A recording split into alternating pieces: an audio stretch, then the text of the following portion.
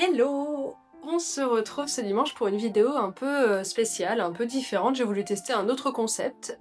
J'espère que ça va vous plaire. Moi, j'essaie de faire des concepts un peu différents parce que je trouve ça intéressant déjà de faire autre chose. Moi, ça me plaît. J'espère que ça va vous plaire. Comme vous avez pu le voir sur le titre et sur la miniature, je vais faire un classement, si on peut dire, un classement sympa concernant les films Ghibli. C'est des films d'animation que j'adore regarder, j'en regarde tout le temps, tous les mois à peu près, j'en regarde un ou deux. Et il y en a que j'aime tout particulièrement et d'autres que je connais un peu moins ou qui sont pas aussi parlants pour moi en tout cas. Et cette tier list en fait elle ne va pas se contenter de classer, enfin elle va pas concerner le classement du meilleur au pire parce que je trouve que c'est un peu réducteur et un peu pas terrible de faire ça concernant les œuvres cinématographiques ou n'importe quelle œuvre, étant donné que c'est des gens qui travaillent sur ça et que c'est un travail incroyable et que c'est de l'art, donc c'est subjectif. Donc ça me parlera, d'autres non, et vous aurez votre avis, et du coup c'est génial parce que comme ça on va pouvoir en parler. Donc j'ai fait un classement un peu différent, donc je vous mets la capture de mon écran d'ordinateur. Et vous voyez que j'ai fait un petit classement, bon, qui n'est pas parfait, on verra si on le change d'ici à la fin de la vidéo. Mais voilà, j'ai classé du chef-d'œuvre absolu, à mon avis, au film réconfortant, à la source d'inspiration, parce qu'il y a ça aussi, les films Ghibli, c'est une grosse source d'inspiration pour tout le monde, en fait, enfin pour en tout cas les gens qui sont sensibles à cet art de l'animé japonais en tout cas. J'ai mis deux catégories ensuite qui sont un peu où mon avis sera soit un peu biaisé parce que ça fait longtemps que je les ai pas revus, ou alors c'est juste que le sujet ne m'a pas parlé quand je l'ai vu et peut-être du coup il faudra que je le redécouvre. Donc la catégorie à redécouvrir.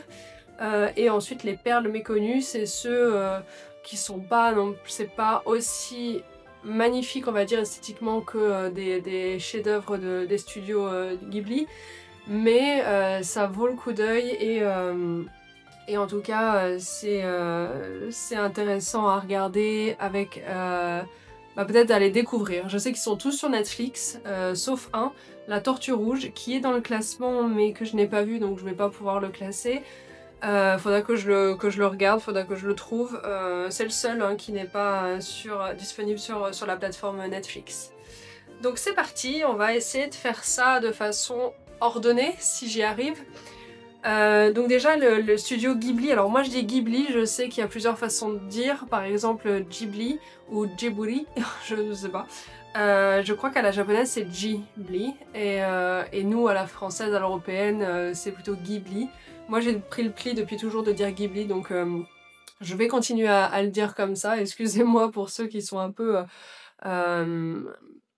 plus traditionnels, voilà. Bon. Donc le studio Ghibli a été créé en 1985 par Hayao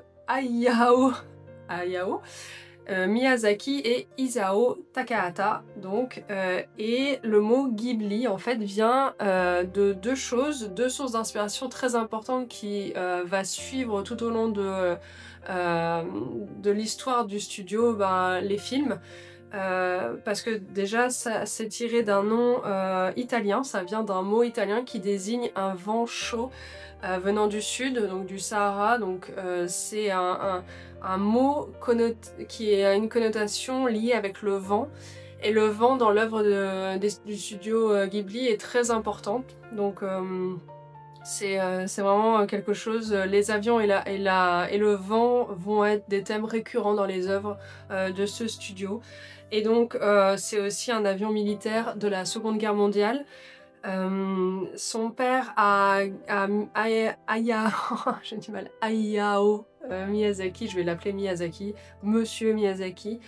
Son père était employé d'une firme qui faisait des pièces pour des avions malheureusement de guerre, donc qui étaient prédisposés à battre des gens, à servir en tout cas à le faire, et notamment le modèle A6M0, donc qui a été utilisé par les kamikazes de l'armée japonaise. Donc ça, Miyazaki était contre, et l'a toujours montré dans ses films, ce message plutôt pacifiste. Et on retrouve beaucoup le thème de la guerre, de la Seconde Guerre mondiale dans toute l'œuvre de Miyazaki et du studio Ghibli. Donc voilà pour la mise en situation. Donc leur premier film, qu'en général on prend dans la filmographie mais qui fait pas partie vraiment des films reliés au studio puisqu'il a été créé un an avant, c'est Nausicaa et la Cité du Vent, de la Vallée du Vent, pardon, oula, désolée déjà, écorché le titre. Donc Nausicaa, il a été créé en 1984, or le studio a été fondé en 85, mais en général il est quand même compris dans la filmographie. Nausicaa, qui a été traduit d'ailleurs en français, le titre à l'époque, par La Princesse des Étoiles.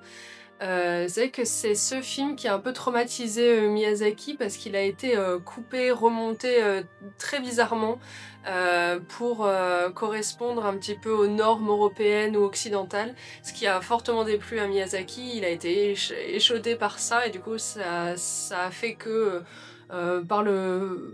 par le futur, enfin pour les adaptations futures des autres internationales, finalement, à l'international, il va être très à cheval sur l'adaptation, la traduction, est-ce que ça correspond bien à ce qui a été dit dans la version japonaise, voilà, donc il sera très attentif, et ça n'avait pas été le cas avec Nausicaa, qui avait été amputé de beaucoup de minutes et qui a été remonté, remodifié, les noms ont complètement été changés, et donc ça n'a pas été une bonne expérience.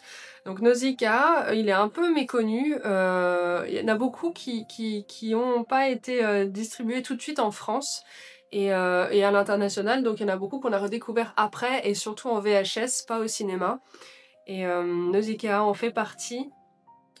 Donc c'est une épopée écologique, donc le thème de l'écologie on en aura aussi beaucoup chez Miyazaki, en tout cas dans le studio Ghibli on a beaucoup ce côté lié à l'écologie, mais on a aussi une petite, un petit bémol par rapport à la nature rêvée et idéalisée qu'on a en général en Occident, c'est que lui il va avoir ce côté où il va prêter à la nature et aux animaux aussi de la violence, de l'injustice, des choses qui, dans notre vision un petit peu rêvée, nous on est plutôt à se dire que la nature est belle, elle a une volonté pacifiste et incroyablement parfaite, et en fait lui a vraiment cette notion de non, parfois c'est injuste, il arrive des choses, la nature se rebelle, les animaux, c'est la loi parfois du plus fort, et du coup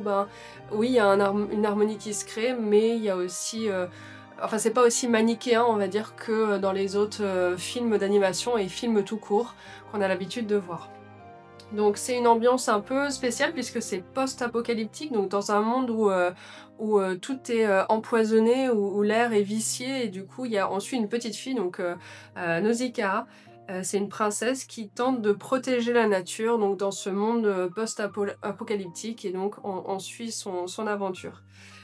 Le film est très... on sent qu'il est daté, on sent qu'il n'est pas encore aussi parfait que les autres, enfin parfait, aussi léché on va dire, on sent que les thèmes sont déjà là. Les thèmes, on comprend très bien ce que Miyazaki a voulu montrer, parce que c'est tiré d'un manga qu'il a lui-même écrit, et on sent qu'il y a sa touche, qu'il y a ses thèmes de prédilection dedans.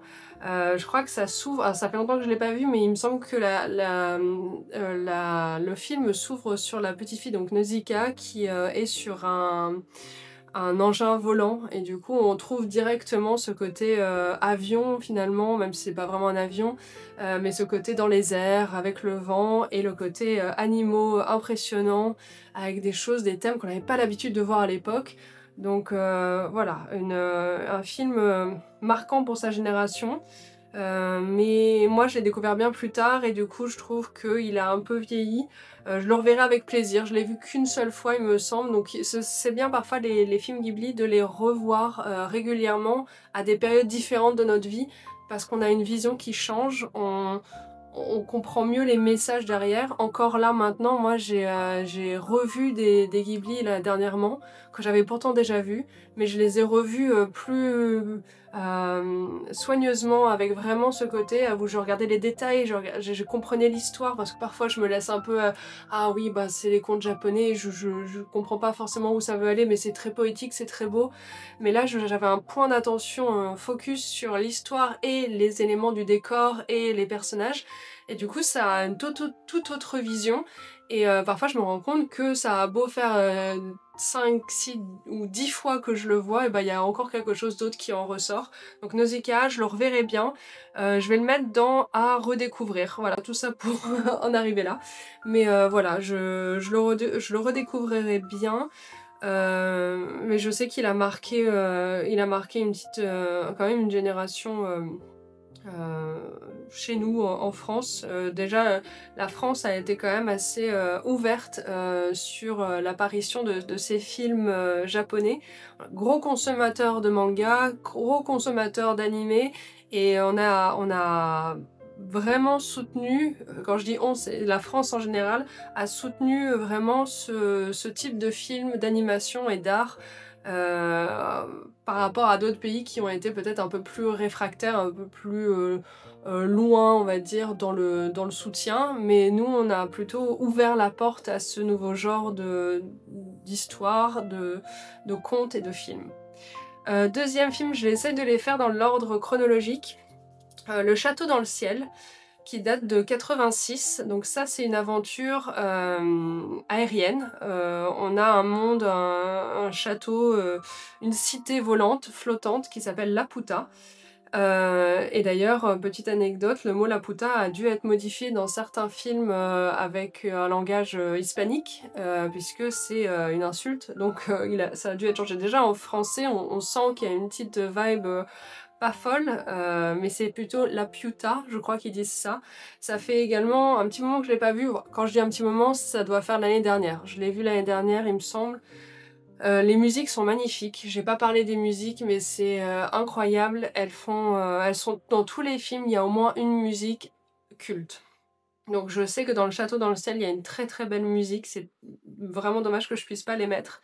Faudrait que je regarde, mais je crois que c'est une œuvre qui appartient à quelqu'un, donc je ne crois pas que je vais pouvoir les mettre dans la vidéo, mais c'est dommage parce que c'est vraiment incroyable.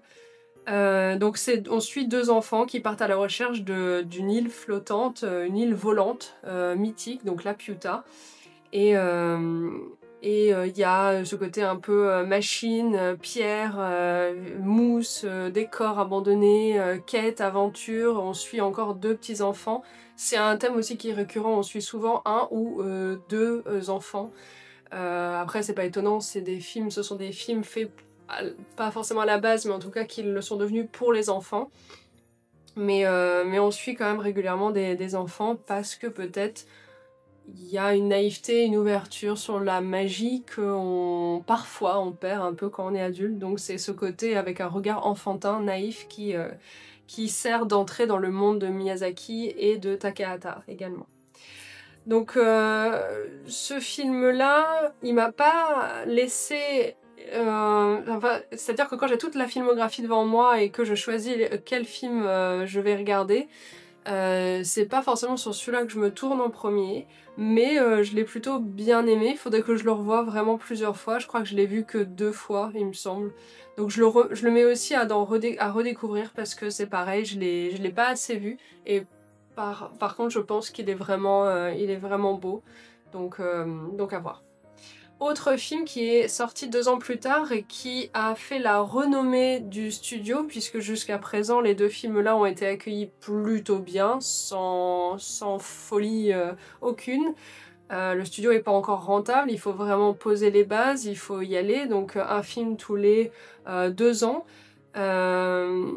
Et là, on va sur quelque chose de peut-être plus enfantin, parce que jusqu'à présent, c'était un peu plus adolescent. Là, on va aller sur un côté vraiment conte enfantin. Et c'est Mon voisin Totoro qui sort en 1988. Totoro, ce sont deux sœurs qui découvrent les esprits de la forêt en emménageant à la campagne. Donc on a tout ce côté très calme de la vie à la campagne japonaise. On a ces deux petites filles, une grande sœur et une petite, qui sont très mignonnes je trouve, qui emménagent donc avec leur papa dans une maison traditionnelle japonaise.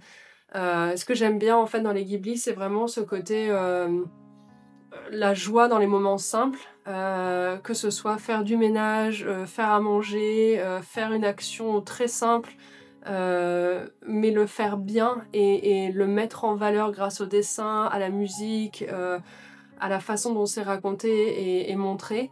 Tout ça participe au fait qu'un rien peut devenir magique et c'est ça je crois qui nous réconforte dans les Ghibli, c'est vraiment qu'il met en avant des mondes magiques, c'est sûr, avec des choses extraordinaires qui se passent, mais il y a aussi quelque chose de très beau et réconfortant dans ces petits détails de la vie de tous les jours. Finalement, on n'a pas besoin de vivre dans un monde plein de magie spectaculaire, même si je trouve que c'est le cas. On peut, en faisant à manger, en faisant le ménage, en faisant du rangement ou son travail, on peut trouver les petits gestes du quotidien magiques, et ça, c'est vraiment quelque chose que les Japonais, et Miyazaki surtout, enfin le studio Ghibli, a vraiment su montrer. Donc c'est pour ça que beaucoup repeignent des scènes, on va dire de la vie banale, mais parce qu'il y a une atmosphère, il y a une chaleur, il y a une lumière, il y a une ambiance qui nous fait rêver. Donc Totoro, moi j'ai adoré, je le mets en cocon réconfortant, parce que quand j'ai le choix, je le regarde volontiers, je l'aime vraiment beaucoup. Le chat Bus, adorable, Totoro, incroyable. Le côté ode à la nature, moi j'adore. Je suis vraiment pour avoir ce côté focus sur la nature, sur le message que les hommes, enfin nous, on fait pas forcément des trucs bien envers la nature et que ça se paye et que les esprits de la nature se rebellent de temps en temps et nous font payer ça. Et oui, ça peut être horrible quand on est du point de vue des hommes, mais en même temps, du point de vue de la nature, ça l'est tout autant. Donc ce côté ode au retour à la nature me plaît particulièrement. La petite fille la mère pardon des petites filles dans ce film n'habite pas avec elle, elle est hospitalisée. Ça c'est pour, juste anecdote, elle est inspirée cette mère de la mère de Miyazaki qui elle était aussi atteinte de tuberculose et qui a été hospitalisée, en tout cas alitée pendant plusieurs années, et ça l'a beaucoup marqué. Donc on retrouve aussi ce schéma de la mère qui est malade ou morte ou mourante, assez souvent la femme en tout cas qui est malade. Mais il y a des thèmes comme ça, autres que l'écologie, la guerre, le vent, les avions. Dans les films de Miyazaki, il y a vraiment des thèmes récurrents. C'est pas tout le temps la même chose, ça s'appuie pas que sur ces thèmes-là par facilité. Ça tourne autour, ça les englobe, enfin, voilà, Totoro, ça prend aussi ça en compte. Mais c'est raconté d'une façon tout autre et pour le coup ça a vraiment lancé le studio à tel point que Totoro c'est maintenant devenu la mascotte officielle, le logo comme Mickey pour Disney. Totoro est devenu la mascotte du studio Ghibli. C'est d'ailleurs la première fois je crois qu'il lançait du merchandising Totoro et ça a super bien marché et du coup ça les a lancés pour le prochain film qui n'est pas du tout pareil. D'ailleurs c'est sorti la même année, donc en 88, et c'est pas du tout le même style et ça a été une volonté du studio de sortir deux films différents en même temps pour pouvoir le proposer en même temps aux enfants. Donc d'un côté on a Mon voisin Totoro, très très mignon, très enfantin, et d'un autre côté on aura Le tombeau des lucioles qui lui parle de deux enfants qui sont orphelins et qui tentent de s'en sortir, de survivre pendant la Seconde Guerre mondiale. C'est sombre, ça montre les horreurs de la guerre. J'avoue que celui-là, je l'ai vu qu'une fois et je suis même pas sûre de l'avoir regardé jusqu'au bout. En tout cas, je me souviens plus exactement. Il faudrait que je le reprenne, que je le regarde. Je sais qu'il est maintenant étudié par les enfants, enfin en tout cas visionné par les enfants japonais parce que c'est devenu une facette importante à montrer aux futures générations, et donc ça fait partie je crois du programme pour les enfants au Japon. Quand il est sorti en même temps que Totoro, les parents n'ont pas été très séduits par le fait d'emmener leurs enfants voir cette histoire assez sombre, tirée du livre La tombe des Lucioles. Je crois que c'est tiré d'une histoire vraie d'un japonais qui s'appelle Akiyuki Nozaka. C'est un auteur qui a fui, lui, la guerre, pareil, quasiment comme c'est raconté dans le film, et qui en a écrit un livre. Et donc les deux, Miyazaki et Takahata, surtout Takahata je crois, s'est inspiré de ça pour faire ce film, qui a eu moins de succès clairement que Totoro, puisque les parents sont plutôt partis sur ce deuxième film, la Totoro, pour amuser leurs enfants. Donc le tombeau des Lucioles, je dirais à redécouvrir, parce que vraiment les trois là, c'est vraiment... Il y en a encore un ou deux que je mettrais dans cette catégorie-là, je pense, parce que je ne les connais pas, je les connais pas assez. Ensuite, on arrive à un de mes préférés. Honnêtement, à chaque fois que j'ai envie de regarder un Ghibli, c'est vers celui-là que je me tourne. En 89, donc un an plus tard, on va un peu plus vite dans la production. On aura Kiki la petite sorcière.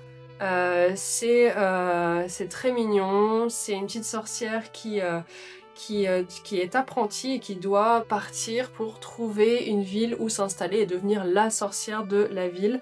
Et donc elle est un peu... elle se sent en tout cas inférieure et pas très utile. Elle veut aider mais elle sait pas comment.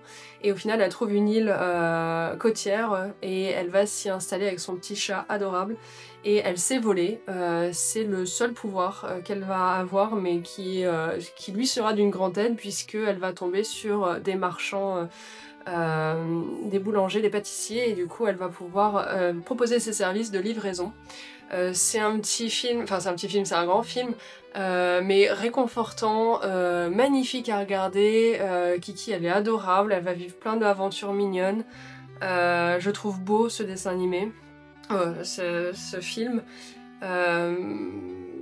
Et d'ailleurs, anecdote, Miyazaki aura emmené ses équipes à Stockholm avant de faire ce film, et ils se sont beaucoup inspirés de Stockholm et d'une autre ville qui s'appelle Visby, entre autres parce qu'il y a eu d'autres inspirations de d'autres villes européennes.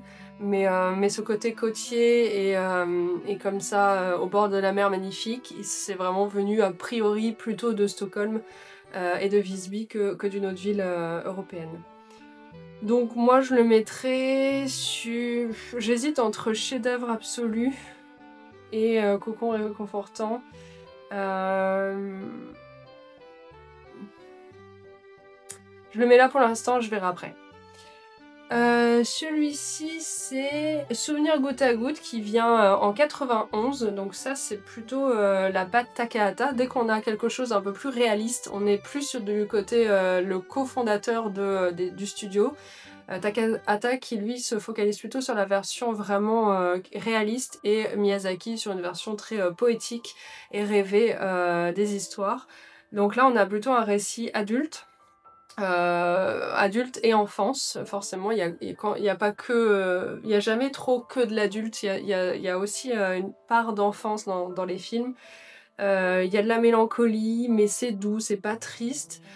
C'est en fait une femme qui repense à son enfance et elle part à la campagne, elle veut sortir de la ville, et pendant qu'elle revient à la campagne, elle se souvient petit à petit de ses souvenirs d'enfance, des garçons qu'elle a connus, des histoires qu'elle a pu avoir, des histoires d'enfants qui sont bêtes sur le moment, mais qu'on y repense quand même après.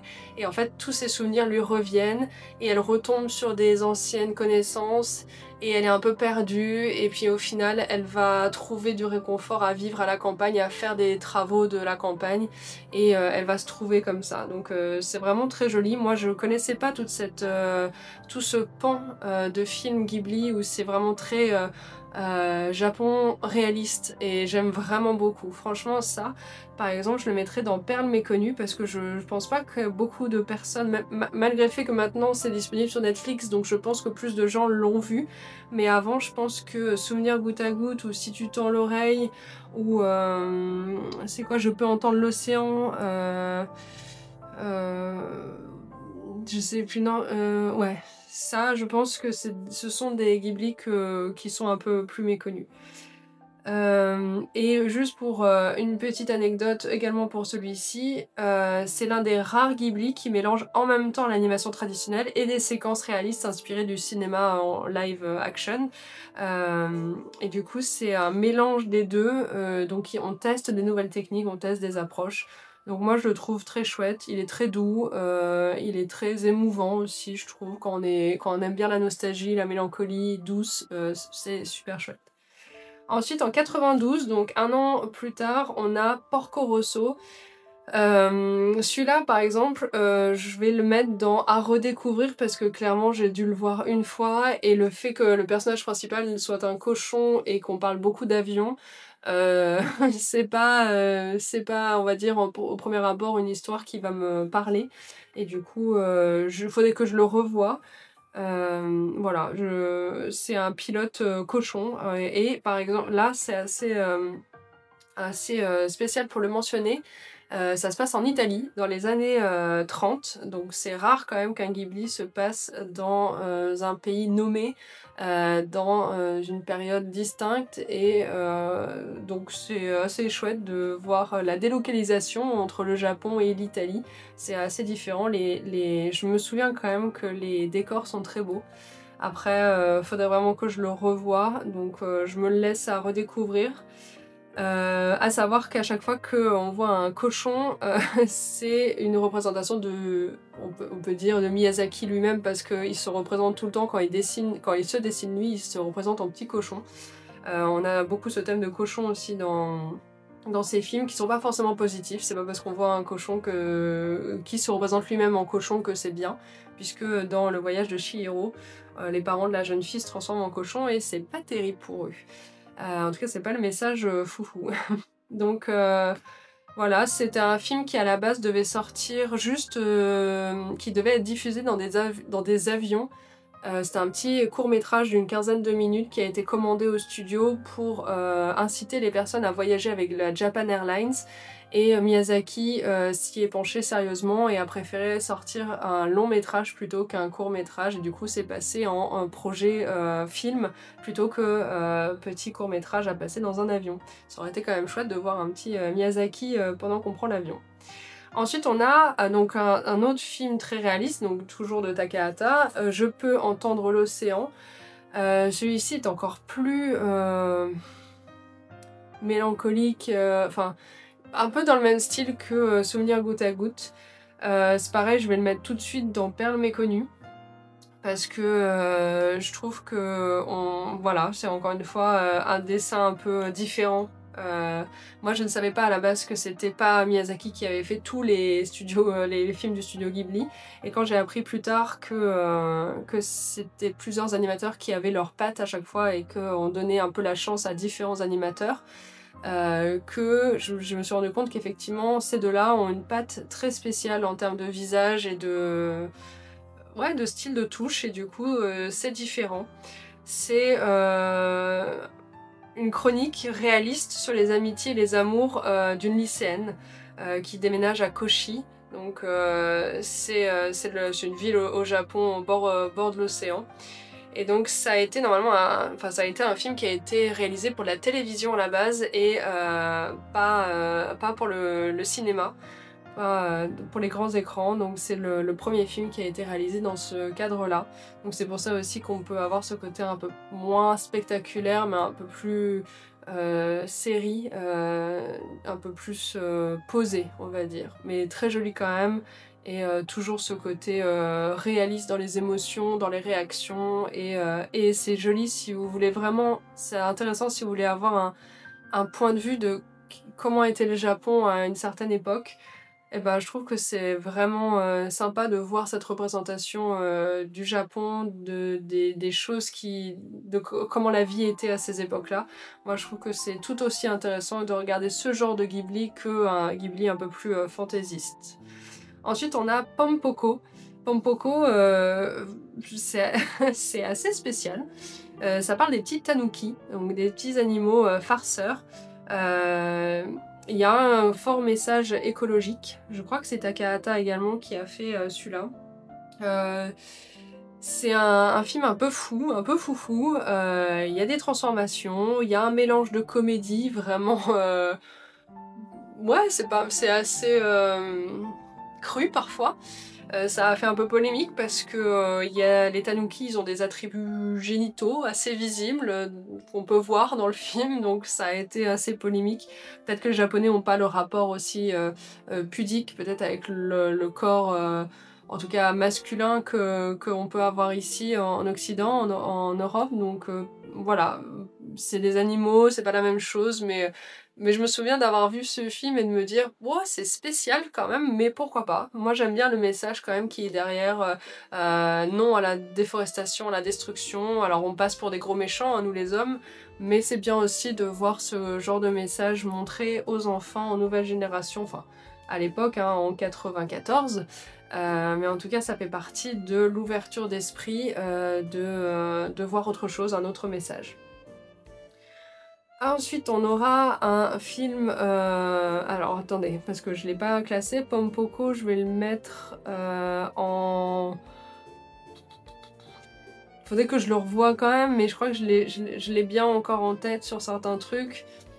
Non, je vais le mettre à redécouvrir Perle méconnue, parce que je pense que pas assez de gens le connaissent peut-être. Il est pas mis en avant à chaque fois, alors que franchement, il est sympa. On passe un bon moment, il est assez drôle. Ensuite, on a Si tu tends l'oreille, donc en 95. Donc ça, c'est chouette. Alors attendez, je me confonde pas. Non, je crois que je l'aime bien celui-là. Ouais, c'est un thème qui me plaît tout particulièrement. Il est magnifique ce film. Il va crescendo. En fait, on suit une adolescente qui a des rêves, qui est créative, qui est passionnée, qui adore la lecture, qui est enjouée. Qui va emprunter plein de livres à la bibliothèque, et qui est serviable. Et en fait, à chaque fois, elle se rend compte elle prend un livre, elle voit qu'il y a un autre garçon qui les a lus juste avant elle. Et du coup, elle va essayer de savoir qui c'est. Et en même temps, elle va suivre un chat qui prend le métro, qui prend les transports en commun, un chat un peu chelou, qui est trop mignon, qui arrive dans une ancienne, qui l'a fait arriver dans une boutique d'antiquité, et là elle voit une statuette de chat magnifique, et elle retourne souvent là-bas parce que c'est très joli et parce que ça lui plaît et parce que c'est intriguant. Donc elle retourne souvent dans cette boutique, elle y croise un vieux monsieur qui lui parle de cette statuette de chat, et elle rencontre son neveu, son petit-fils, je sais plus, qui lui est le garçon qui a emprunté les livres avant elle et qui est aspirant luthier, et donc ils vont avoir des atomes crochus, ils vont s'apprécier les deux adolescents, et on va suivre un petit peu les aléas des vocations de chacun. La petite fille, elle veut, elle aussi, elle veut avoir une vocation artistique, elle veut faire quelque chose, donc elle va écrire, et elle va mettre ses tripes, et on va voir comment ça va se goupiller. Mais j'aime vraiment tellement je vais mettre source d'inspiration, parce que franchement ça me parle vraiment fort à chaque fois. Ce film là, il est vraiment vraiment chouette, il mêle plein de sujets différents, et les musiques sont très belles et les dessins sont très jolis. Je trouve que la patte graphique est différente, et j'aime bien qu'on la suive elle en train d'écrire aussi un livre. J'aime bien quand il y a une histoire dans l'histoire, et voilà, ça me parle particulièrement. Donc, ensuite on aura le film qui est resté longtemps, le film de référence du studio Ghibli, Princesse Mononoke. Donc c'est le film, je crois, le premier qui est sorti au cinéma en France, il me semble, en tout cas de manière internationale, qui a fait vraiment la renommée du studio pendant un long moment, encore maintenant, hein. C'est une fresque épique, vraiment comme ils savent le faire. C'est le combat entre la nature et l'industrie. On suit un jeune guerrier qui se retrouve pris entre les hommes et les esprits de la forêt. Donc on a ce que je vous disais au tout début de la vidéo, un aspect pas du tout manichéen. Il y a du bien dans les hommes, il y a du mauvais, et pareil dans la nature et dans les animaux, il y a du bien, il y a du pas bien. Et du coup, c'est la confrontation des deux, et c'est assez violent. Il y a des scènes, on voit beaucoup de sang, c'est pas habituel dans ce genre de film proposé plutôt à la jeunesse, normalement. C'est une esthétique particulière, il y a des formes animales ou des formes humaines qu'on n'a pas l'habitude de voir non plus représentées, et on voit un peu plus de la religion, de l'état d'esprit des Japonais qui personnifie les esprits dans la nature. On a beaucoup d'esprits qui sont reliés à plusieurs éléments, donc on retrouve beaucoup ça dans Princesse Mononoke. Ça a été le film le plus cher qui a été produit à sa sortie, qui a coûté vraiment beaucoup d'argent, mais qui a eu un retour sur investissement. Et quand il a été introduit dans les salles de cinéma à l'étranger, en tout cas qui a été racheté pour diffusion, pour le diffuser dans les autres marchés mondiaux. En Amérique, le studio Miramax, qui était détenu par Harvey Weinstein à l'époque, donc le diffusait aux États-Unis. Et Harvey Weinstein, lui, avait déjà pour ambition de couper, remanier les scènes, faire ce qu'il voulait. Et du coup, la légende dit qu'il aurait reçu un katana, un sabre japonais avec le message « pas de coupure ». Donc on aurait fait ça à la place de Miyazaki, mais ça aurait été signé Miyazaki. C'est une légende, c'est pas une légende en tout cas. Le film n'a pas été coupé et il a été distribué de manière égale, pas amputé de scènes. Le discours a été le même. Et le travail de traduction a été revérifié par Miyazaki pour être sûr que le message reste à l'identique. Donc Princesse Mononoke, moi c'est le premier film que j'ai vu du studio. J'étais assez jeune, il est sorti en 97. Je pense pas l'avoir vu dès sa sortie, mais je devais être adolescente et j'avais pas encore trop cette vibe animée, en tout cas noirceur un petit peu de ce que peuvent être les films d'animation japonaises, donc j'ai pas tout compris, suivi, et pour le coup je l'ai revu il y a pas longtemps et c'est toujours un peu... Je l'aime bien sur certains aspects, je l'aime moins sur d'autres, je le trouve un peu dark, et moi tout ce qui est un peu comme ça, dark, ça me plaît moins. Je préfère quand c'est plus poétique, plus léger, plus lumineux on va dire, mais j'aime bien quand même le fond du film. J'aime bien, donc je dirais il faut que je le redécouvre. Voilà, je lui laisse encore une chance. Non, je rigole. Il est magnifique, il est incroyable. Mais il faudrait que je le revoie. Je l'ai vu que 2 ou 3 fois, donc encore une fois, il faudrait que je le revoie. Ensuite on a en 99 Mes voisins les Yamada, donc ça je vais tout de suite le mettre dans Perles méconnues parce que je pense que pareil c'est pas quelque chose qu'on a trop l'habitude de voir. C'est des petites scènes humoristiques de la vie de tous les jours d'une famille japonaise. Les dessins sont dans un style assez spécial, c'est un style très aquarelle, fait numériquement en tout cas, mais c'est un style très aquarelle. C'est inédit, hein, c'est la première fois que le studio Ghibli fait ce genre de touche artistique. Et c'est assez réussi. Moi je trouve que l'humour est vraiment bien présente et on suit vraiment les petites scènes de la famille avec toutes les générations. Et même si l'humour est un peu daté maintenant, ça reste quand même très drôle. Et ça gagne à être connu. Et moi j'aime bien, encore une fois, dans le délire de comprendre un peu comment était la vie au Japon, même si c'est un film animé, ben on voit un petit peu quand même le quotidien du Japon à cette époque-là, et non, c'est sympa. Ensuite, on a Le Voyage de Chihiro, enfin, en 2001. Voyage de Chihiro qui est, pour moi, je le mettrais là. Voilà. C'est pas parce que tout le monde le dit ou parce que c'est à la mode de dire j'adore le voyage de Chihiro ou quoi. C'est que je l'ai revu avant-hier ou hier.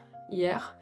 Et ça me plaît en fait parce que j'adore les histoires à la Alice au pays des merveilles et ça c'est vraiment une réécriture ou une inspiration de ce livre-là. Et le fait que la fillette tombe dans un monde sans s'en rendre compte, peut-être qu'elle a dormi, peut-être que non, mais qu'elle aille dans un monde avec des règles très établies et auxquelles il va falloir qu'elle se range. Comme Alice avec le monde des merveilles, le pays des merveilles, c'est la même chose, il y a un temps d'adaptation, puis au d'un moment, ok, elle y va, elle apprend les règles qui n'ont parfois pas de sens, elle découvre une autre façon de faire, et puis finalement, à la fin, elle arrive à s'en sortir et retourner dans sa vie normale.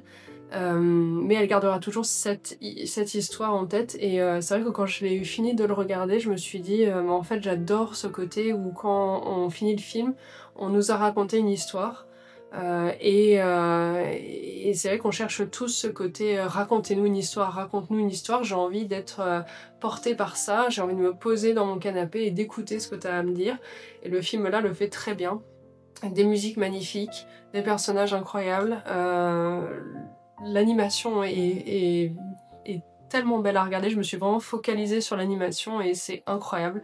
Il y a des plans avec notamment le train qui va sur l'eau ou ne serait-ce que quand elle nettoie le grand bain dégueu ou quand elle retire l'épine de l'esprit qui est tout dégoulinant, on sent ça pue, on sent tout en fait, on sent quand elle est contente, on sent les odeurs, on sent les textures, on vit avec elle les émotions et franchement je trouve que c'est incroyable. Donc le voyage de Chihiro c'est le premier et c'est d'ailleurs le seul qui a remporté l'Oscar du meilleur film d'animation en 2003.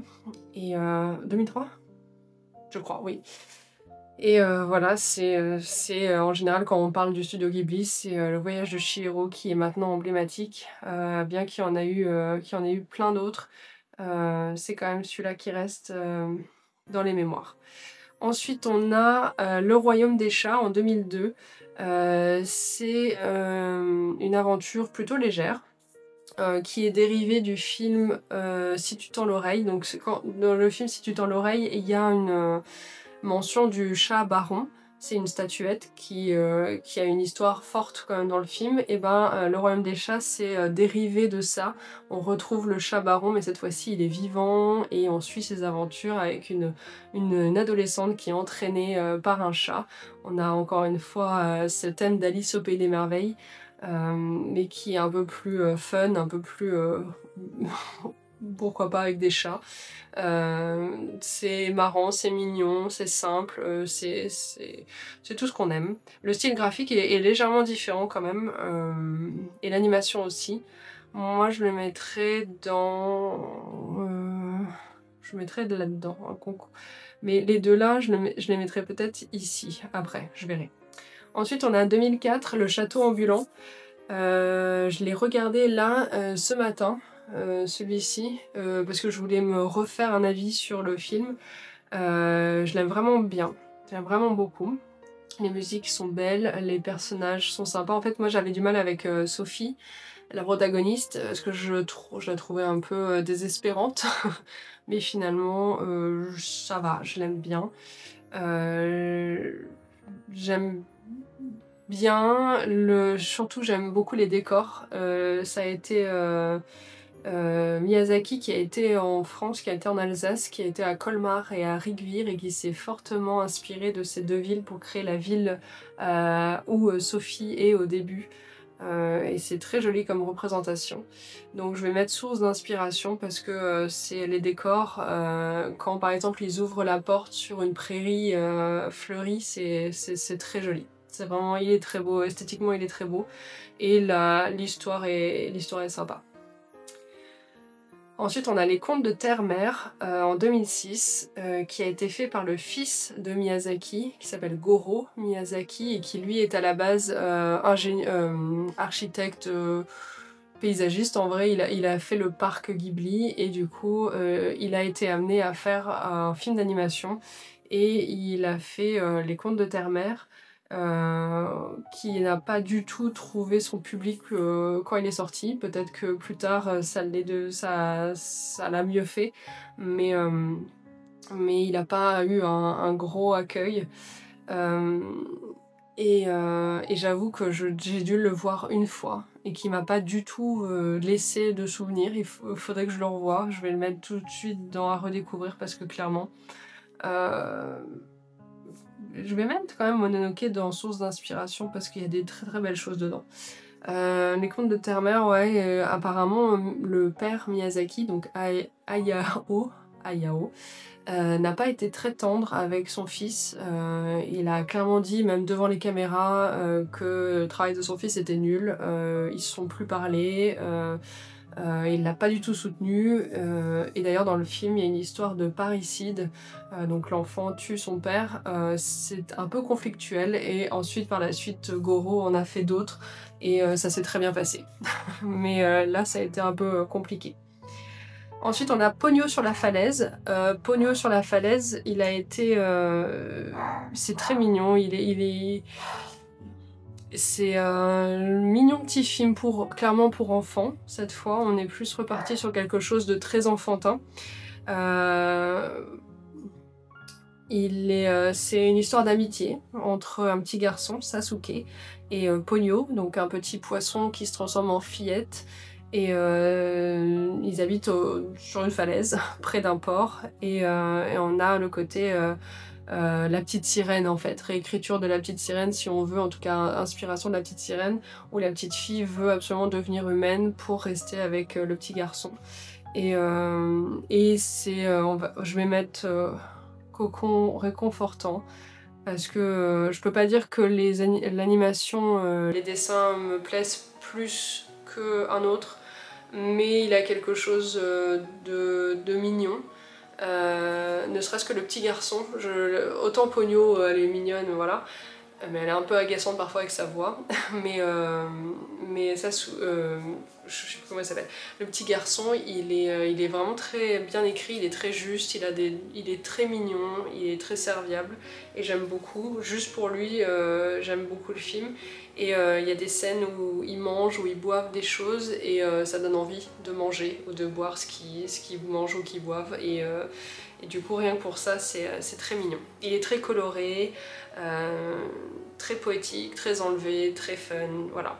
C'est la fraîcheur, c'est les couleurs marines, un peu bleu, jaune, vert. Les décors, j'ai l'impression qu'ils sont faits au crayon de couleur, pour une fois, parce que normalement c'est à la gouache, une gouache un peu spécifique. Mais là j'ai l'impression que certains décors sont faits au crayon de couleur et je trouve ça vraiment très joli. Ça fait une petite patte un peu ancienne, vintage, un peu nostalgique, que j'aime beaucoup. Donc lui il est sorti en 2008. Ensuite en 2010 on a un film qui est réalisé également, je crois, ah non, c'est pas lui. J'allais dire par le fils de Miyazaki, mais non, c'est le prochain. Donc là, c'est Arrietty. Arrietty, le petit monde des chapardeurs. Donc là, c'est une réécriture, c'est une revisitation d'une œuvre, d'un roman anglais pour enfants qui s'appelle The Borrowers. Et du coup, c'est les chapardeurs en français. Et ce film a été tiré de ce livre-là et c'est très très très joli. Moi, je trouve que... Arrietty, ça pourrait limite être là, mais je pense que je vais mettre Kiki la petite sorcière là, et Totoro. Ouais, je pense que je vais mettre ça. Ça en fait tout de suite beaucoup d'un coup, mais non mais Arrietty, c'est très très joli. On suit en fait la vie, surtout une famille d'êtres minuscules, donc les chapardeurs, qui empruntent des choses aux humains pour en faire leur habitation et pour pouvoir manger et vivre. Et là, c'est une famille avec le papa, la maman et la fille, Arrietty, qui vivent sous le plancher d'une maison humaine. Et du coup, il y a un petit garçon humain qui va arriver dans cette maison à la campagne et qui est souffrant, il a une maladie. Et il va bientôt se faire opérer et ses parents sont pas très présents pour lui. Il est intimé de garder le lit, de rester calme et du coup il va faire la connaissance d'Arrietty et de ce petit monde. Et voilà, c'est très joli, très contemplatif et ce côté monde minuscule me parle tout particulièrement. Ensuite on a La colline aux coquelicots, qui est très joli. Donc lui il est écrit par Hayao Miyazaki, mais il est réalisé par son fils Goro. Et donc quand on sait qu'avant il avait fait, c'était quoi, Les Contes de Terre-Mère, et qu'ensuite il a fait La colline aux coquelicots, c'est chouette parce que La colline aux coquelicots c'est vraiment, je trouve, un très beau Ghibli qui mêle vie où on se donne à fond. On voit des adolescents qui essayent de sauvegarder un foyer scolaire qui date des années 60 qui va être peut-être détruit, et finalement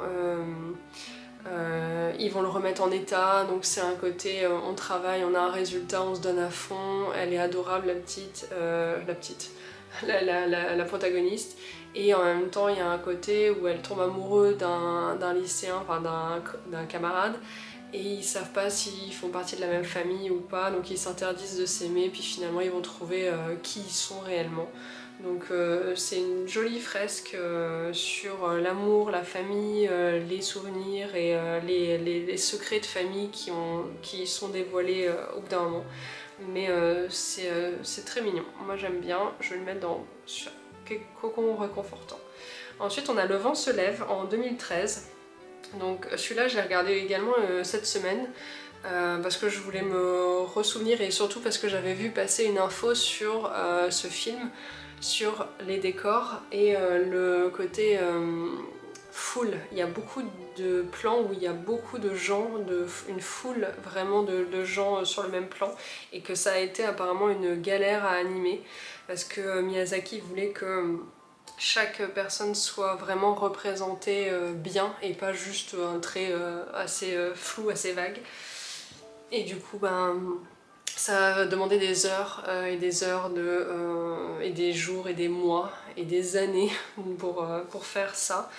Et quand on voit le résultat, c'est assez incroyable, les scènes où il y a des gens plein les rues parce qu'il y a une catastrophe, il y a un incendie, il y a un tremblement de terre. Et ben on voit cette panique, on voit ce mouvement de foule, et c'est assez impressionnant. C'est le seul film où les bruitages des événements comme ça, explosions, incendies, ravages, les bâtiments qui s'effondrent, tout ça, sont faits à la bouche, tous les bruitages sont faits à la bouche. C'est assez chouette, on l'entend bien parfois et parfois c'est un peu plus discret, mais on entend souvent que ce sont des personnes qui font des explosions à la bouche, et c'est très joli. On suit en fait, ça c'est plus une biographie romancée d'une personne qui a vraiment vécu et qui a conçu des avions japonais. C'est un film un peu plus sérieux, où on n'a pas ce côté enfantin du coup. Au tout début on les voit enfants, les deux personnages principaux, et ensuite on les verra plus qu'adultes, et c'est un peu plus sérieux pour le coup, c'est un peu moins léger on va dire, mais il y a des très jolis plans. Notamment celui qui fait la couverture où la femme peint en plein air, ça fait penser au tableau de Monet, c'est très joli. Ceci dit, je l'ai vu ouais, il n'y a pas longtemps pour me refaire une idée, sinon j'aurais pu le souvenir de quoi ça parlait. Et je ne sais pas dans quoi le ranger parce que ça me parle un peu moins. Je vais le mettre dans... je vais le mettre dans à redécouvrir. C'est pas la catégorie des films que j'aime pas, hein. C'est la catégorie des films où je me dis il y a quelque chose et je l'ai peut-être pas perçu. Pas que je m'obstine à trouver des qualités à tous les films Ghibli, mais je sens qu'il y a quelque chose que j'ai peut-être pas tout de suite, moi là à mon niveau, compris, mais que peut-être je reverrai différemment dans quelques années. Donc je me laisse l'occasion de le redécouvrir. Voilà. Ensuite on a le conte de la princesse Kaguya. J'en avais un autre, les souvenirs de Marnie, mais c'est après. Donc c'est d'abord le conte de la princesse Kaguya en 2013. Je l'ai beaucoup aimé celui-là. Je l'ai vraiment beaucoup aimé. Je le mets dans source d'inspiration parce que esthétiquement il est incroyable. Il a été fait entièrement à la main, aucune image de synthèse, aucune image faite après coup par ordinateur, avec un style aquarelle un petit peu, estampe. L'animation est belle, c'est doux, L'histoire est franchement, je l'adore et je trouve qu'il est méconnu aussi. Je pourrais le classer dans plein de choses. Pour chef-d'œuvre, réconfortant, inspiration, perle méconnue. Je trouve que pas assez de gens l'ont vu. Il est pas si facile à apprivoiser parce qu'il faut aimer cette patte un peu crayonnée. Ce genre d'histoire très périple à la japonaise où on a ce côté famille très fortunée et famille très pauvre avec les femmes qui sont contraintes à rester dans leur caste et à épouser un certain type d'hommes et ensuite elles sont dédiées à faire des arts très raffinés, sinon bah, elles sont déchues. Et en fait, il y a un côté très féerique, fantastique avec le conte de la princesse Kaguya, tout simplement parce que ça commence par le fait qu'elle naît dans un bambou. Voilà, donc déjà on n'est pas sur une histoire réaliste, mais c'est incroyable, je trouve très beau. J'ai pas souvenir qu'il y avait une musique dedans qui était particulièrement belle ou mémorable, mais je suppose que si. Donc à redécouvrir pour certains peut-être d'entre nous, mais je le reverrai avec grand plaisir. D'ailleurs ça fait longtemps que je l'ai pas vu. Donc le conte de la princesse Kaguya, très très joli. Il a fallu 8 ans de production. Et c'est le dernier film de Isao Takahata, donc cofondateur du studio, qui malheureusement mourra peu de temps après et qui du coup laissera un grand vide. Je crois, si je dis pas de bêtises, il me semble que c'est à ce moment-là où Takahata décède. Il faut que je vérifie, je vous noterai si c'est vrai ou pas. Mais il me semble que voilà. En tout cas, c'est le dernier film de Takahata. Ensuite, on a les Souvenirs de Marnie, pardon. Également une réécriture, une revisitation, si je puis dire, d'un conte, d'un roman anglais qui se passe à l'origine en Angleterre mais qui a été remodifié pour se passer plutôt au Japon et c'est vraiment très très joli. On suit une adolescente solitaire avec laquelle je me suis plutôt identifiée. Je trouve qu'on ne met pas assez en scène ce genre de personnage qui est dans son monde et qui est pas forcément sympa parce que du coup elle n'a pas trouvé sa place et elle se sent pas bien, juste tout simplement pas bien. Et du coup elle va devoir se reposer dans une maison au bord de la mer, au bord d'un lac, ou je sais plus. Et elle rencontre Marnie, une petite fille blonde assez mystérieuse. Et en fait, c'est joli parce qu'en fait, elle va apprendre grâce à ça, grâce à la rencontre de cette petite fille, qui est réelle ou pas réelle. Elle va en apprendre plus sur sa vie à elle, ses parents. Son passé et du coup c'est vraiment très très joli et les musiques sont magnifiques également. Donc celui-là je le mettrais dans... J'hésite entre cocon réconfortant ou source d'inspiration parce que c'est les deux. Franchement il m'inspire visuellement et moralement aussi bien que c'est une source d'inspiration. Écoutez, je vais plutôt le mettre dans cette catégorie là juste pour faire une linéarité. Non, mais voilà. Donc on va passer assez vite sur la tortue rouge parce que je l'ai pas vu, donc je vais pas le ranger. Et le dernier que j'ai, c'est Aya et la sorcière en 2020. Une expérimentation en 3D. Clairement, c'est une grosse nouveauté. Je sais pas s'ils vont prendre vraiment ce virage-là. Mais je l'ai trouvé intéressant quand même si c'est pas ce à quoi on est habitué, c'est pas forcément ce vers quoi on veut peut-être tendre quand on est fan du studio. On attend plus un style plutôt crayonné, plutôt la patte artistique des animateurs et un peu moins ce côté 3D moderne. Pardon. Ceci dit, il est marrant. Moi la petite fille... je l'ai plutôt bien aimé, le rapport avec la sorcière, il est plutôt marrant, surtout avec le monsieur. Donc c'est une petite fille, une orpheline qui est adoptée par un couple un peu bizarre, pardon, et qui va apprendre la magie et qui va apprendre à trouver sa place également. Dans une maison qui est un peu magique également, donc elle va voir pourquoi les deux adultes sont un peu ronchons. C'est parce qu'ils ont une histoire, un peu cachée, un peu des non-dits, donc elle va découvrir tout ça, puis finalement tout va bien se passer. Je dirais... En fait, j'ai pas de notation enfin négative, non, mais où je l'ai déjà vu, où je comprends l'histoire, je l'ai vu il y a pas longtemps, mais je suis pas non plus fan. Je vais le mettre dans... Je suis pas sûre que beaucoup de gens l'aient vu quand même, mais même s'il est sorti en 2020, je sais pas. Allez, je le mets là parce que ça reste cohérent avec les autres de la catégorie. Et le dernier que je n'ai pas là sur le tableau mais que j'ai vu, c'est Le Garçon et le Héron en 2023. C'est le grand retour de Miyazaki, donc c'est assez symbolique. Ça fait quasiment 10 ans qu'il bosse sur ce projet-là. Il a été très touché par le décès de Takahata, avec qui il était en rivalité, on peut dire, mécène, et ils s'apportaient mutuellement des choses et ça a été très très douloureux pour lui. Donc il y a le côté deuil très présent dans ce film, même si moi je trouve que je l'ai trouvé un peu difficile à suivre, très long, beaucoup de choses que je n'ai pas compris, je pense, un peu philosophiques, avec la mort, le deuil, la naissance, enfin il faut que je le revoie. Je le mettrai à redécouvrir parce que j'avais beaucoup d'attentes, je m'étais dit cool, et enfin il y a un nouveau Miyazaki qui sort, un nouveau Ghibli et Miyazaki, et j'avais beaucoup d'attentes et j'ai pas trouvé à la premier visionnage que c'était incroyable. Après il faut que je le revoie, je pense qu'il faut que je me fasse un deuxième avis, voire plusieurs avis et que je vois ça un peu mieux.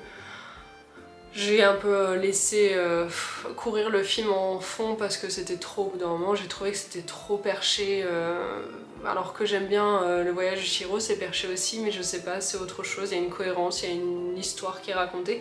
Là, Le Garçon et le Héron, j'ai l'impression que si on capte pas le message qui est sous-entendu, on passe à côté. Et du coup, il faudrait que je me renseigne, je pense, sur que veut dire la symbolique de ça au Japon ou dans l'imaginaire collectif, qu'est-ce que ça veut dire, pourquoi il doit faire ça, pourquoi là il y a la symbolique de ça. Et donc voilà, et je suis peut-être passée à côté. En tout cas, c'est une belle œuvre quand même. Quand on sait que les studios Ghibli produisent le studio Ghibli produit 1 minute de film par mois. C'est un travail colossal. Il y a beaucoup d'animateurs qui travaillent sur tous les plans, les intervalles, la mise en couleur, toutes les voix, les musiques, les couleurs, le crayonné de Miyazaki, le retravail qui demande à ses équipes, le perfectionnisme, tout ça amène au fait que par an, ils ne produisent environ que 12 minutes. Donc au bout de 3 ans, ils avaient 36 minutes de film et ils espéraient encore 3 ans pour avoir au moins doubler la mise et avoir un film. Et en fait, ça leur a pris un peu plus de 9 ans pour faire ce film. Et donc Miyazaki, qui devait partir à la retraite il y a fort longtemps, mais qui a été contraint de revenir à la suite du décès d'un animateur qui voulait prendre sa suite. Et il avait vraiment pensé que cet animateur-là allait prendre sa succession. Finalement, il est décédé, donc c'est Miyazaki qui est revenu qui est sorti de sa retraite et qui est revenu, et donc là il avait dit que c'était son dernier film et puis finalement il a redit récemment qu'il va certainement refaire d'autres films, donc c'est très cool, on est très contents. Donc voilà, j'espère que c'était pas trop long, je pense que si, ça a mis plus d'1 heure à vous raconter tout ça, j'espère que ça vous a plu quand même. N'hésitez pas à me laisser vos avis, vos commentaires dans dans l'espace commentaires. J'ai très hâte de lire vos retours et vos avis sur la question. Et puis si vous voulez que je fasse d'autres tier lists comme ça, sur par exemple les Disney ou les livres ou d'autres sujets, je suis preneuse. En tout cas, j'espère que ça vous a plu, que c'était pas trop long, et nous on se retrouve peut-être pas dimanche prochain parce que déménagement oblige, j'aurai peut-être pas de vidéo à vous proposer. En tout cas, portez-vous bien, je vous fais des bisous, ciao!